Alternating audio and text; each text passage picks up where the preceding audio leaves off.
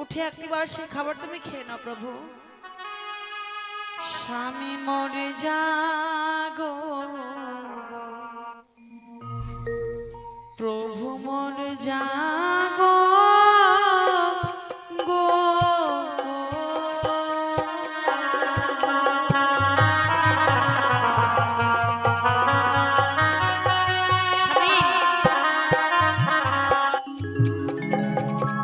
আরে ওঠো ওঠো ও প্রাণনা, ওই না হেসে কথা সোনারো পালঙ্কি প্রাণনা কত নিদ্রা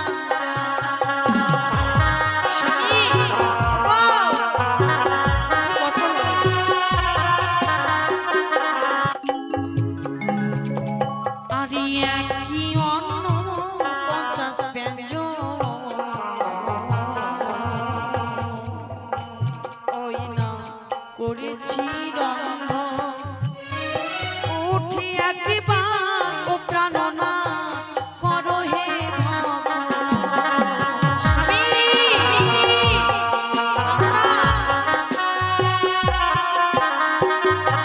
স্বামী মনে জাগো, প্রাণনা জাগো।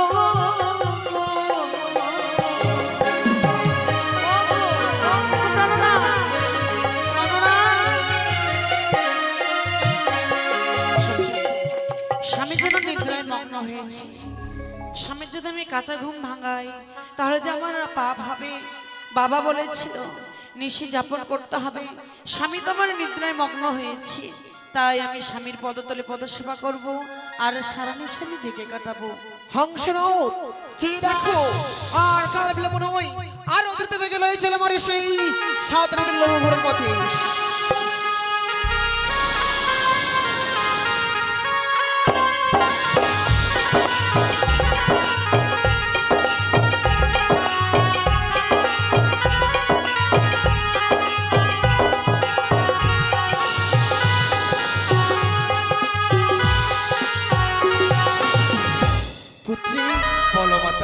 দেখো ওই দেখা যায় লোহাস ঘর, আর কাল বিলম্ব নয়, যাও যাও ছুটি দিতে বেগে সেই লোহাসার ঘরে, আর গিয়ে দুর্লভ লক্ষ্মীর কি করে আসো প্রাণীর অংশ। বেশ বেশ, এই মধ্যে ছুটে যাবো ওই সৌতালি পর্বতে, যাও লক্ষ্মীন্দরকে দংশন করিবার তরে। যাও যাও যাও জানো পুত্রী, যাও আর একটি কথা শুনে যাও পুত্রী।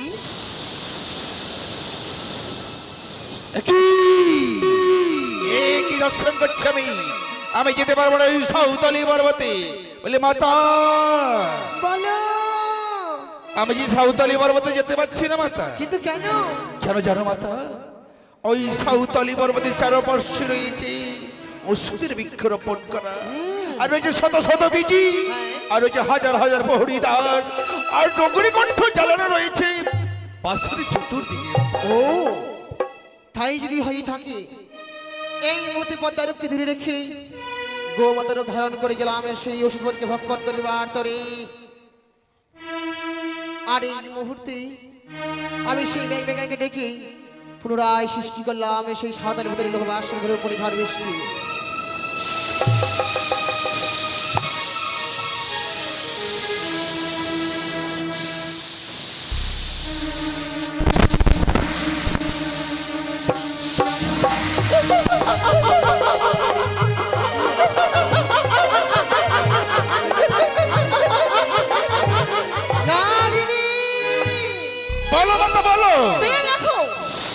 তোমার সেই রাস্তাকে আমি পরিষ্কার করে দিয়েছি, যাও যাও কমিটির লোককে নিয়ে যাও।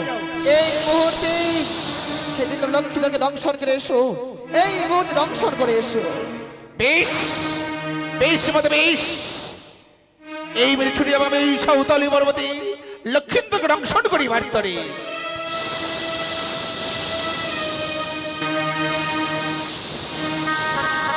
ওই তো ওই তো ওই তো বাসন, এই বাসনে আমি প্রবেশ করব।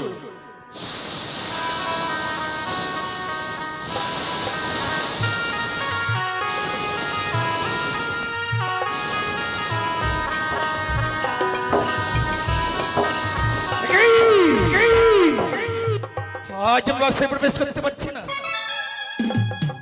বাসের যে কোনো পথ নেই। বলি মাতা, মাতা, বলো আমি যে বাসে প্রবেশ করতে পারছি না মাতা, কেন? বাসের যে কোনো পথ নেই মাতা। তাই বুঝি? ছুটে যাও সেই ঈশানে কোণে, ঈশানে কোণে রয়েছে সুতারে নেই বিপ্লব। সঞ্চার, সেই সঞ্চার নয় দ্বার দিয়ে তুমি করিবে প্রবেশ। তোমার সেই বিশাল শরীরে তোমার চিনতে দায়িত্ব, আমার নামে দেবে দিন দিন ধ্বনি। তোমার সেই বিশাল শরীর সুতারে নেই করিব আমি সঞ্চার। বেশ বেশ মাতা বেশ, আজ তোমার কথা মাত্র আমি তোমার নামে তিনবার ধরে দিচ্ছি। বলে জয় মা মনসা, জয় মা বিশ্বহরি, জয় মা পদ্মাবতী, পদ্মাবতী।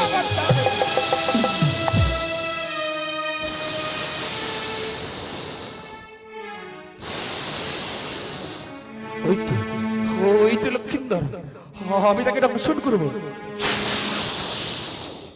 কি কি দেখছি আমি? এখনো এখনো পর্যন্ত বেহুলা বালি চাকরিত রয়েছে। আমি পারবো না, আমি পারবো না লক্ষ্মীন্দরকে দর্শন করতে। এই বুঝি ছুটি আমি মাতার কাছে বলি মাতা। বলো আজকে দিনই তুমি আমার কাছে জয় করিবারে পেরেছো? পারিনি মাতা, আজ কি করে আমি লক্ষ্মীন্দরকে দর্শন করবো জানতে পারি মাতা? কিন্তু কেন? এখনো পর্যন্ত বেহুলা বালি চাকরিত রয়েছে। আর যদি বেহুলা বালি চাকরিত থাকে আমি পারবো না ওই লক্ষ্মীন্দরকে দর্শন করতে মাতা। ও বেহুলা বালি জাগ্রত রয়েছে বলি তুমি তাকে দেখি প্রাণে ভয় পেয়েছো? সত্যি মাতা? বেহুলা তোমায় যদি সেই লোহবাসর করে দর্শন করি, তোমায় যেন সেই বেহুলা বালি প্রাণে মারবে, তাই তো? সত্যি মাতা, সমান করো লাগেনি। তুমি সেই লোহ ঘরের মধ্যে এক কোনায় গিয়ে বিশ্রাম করো। আর এই মুহূর্তে ষাটি চম্পনকে দিলাম মায়ের নিদ্রা, বেহুলার নয়নে দিলাম কাল নিদ্রা, কাল নিদ্রা, কাল নিদ্রা, কাল নিদ্রা। দেখি ঠাকুর, আমার দু চোখ যেন বন্ধ হয়ে আসছে। ওগো, আমি যে ঘুমে যেন সহ্য করতে পারছি না, কেন আমার দু চোখে যেন বন্ধ হয়ে আসছে। ওগো স্বামী, দেখো তোমার যে নন্দন করে এনেছি, তবে কি আমি খাওয়াতে পারবো না তোমাকে? ওগো, তুমি উঠে একটি বাড়ি সে খাবার খেয়ে নাও গো। স্বামী তুমি কথা বলো, স্বামী তুমি কথা বলো।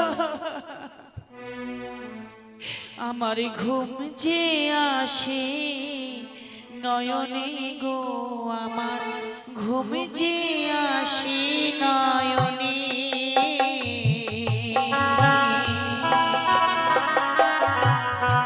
স্বামী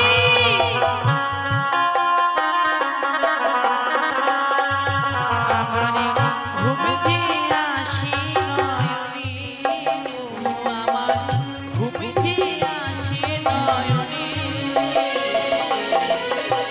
প্রভু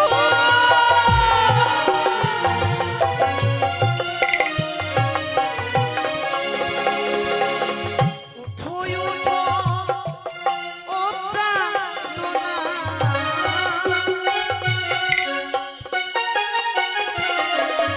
উঠো উঠো ও প্রাণনা,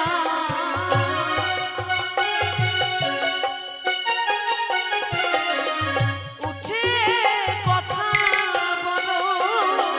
আমার ঘুম যে আসে নয়নে, আমার ঘুম যে আসে নয়নে।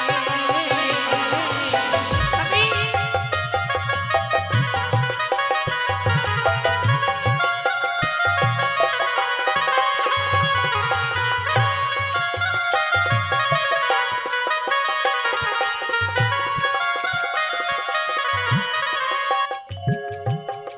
শ্বশুর বাবা বলে গেছে,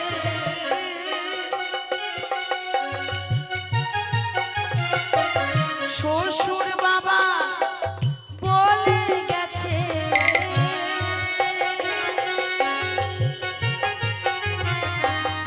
এই নিশি জাগিতে আমার ঘুম যে আসে নয়নে, আমার ঘুম যে আসে নয়নে। স্বামী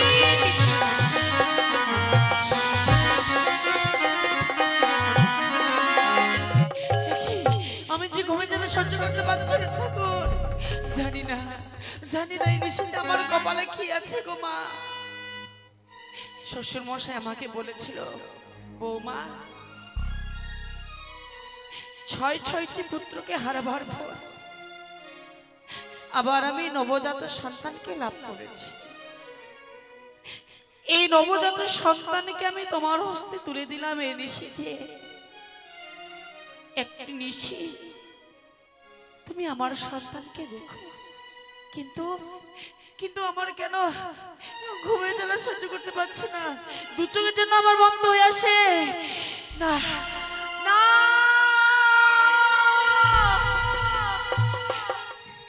সাক্ষী থেকো চন্দ্র দ্বারা, আজকের নিষেধে তোমরা সাক্ষী থেকো।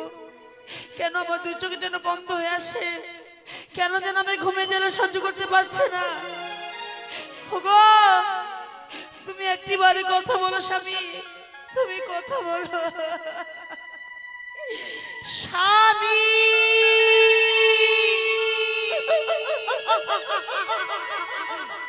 পুত্রী, বলো মাতা। এবার এসে দেখো সেই বেহুলা বালি যেন কাল নিদ্রা সহ্য না করতে পেরে নিদ্রায় নিদ্রাগত হয়েছে। তবে আর কাল বিলম্ব নয়, দাও সেই দ্রুত বেগে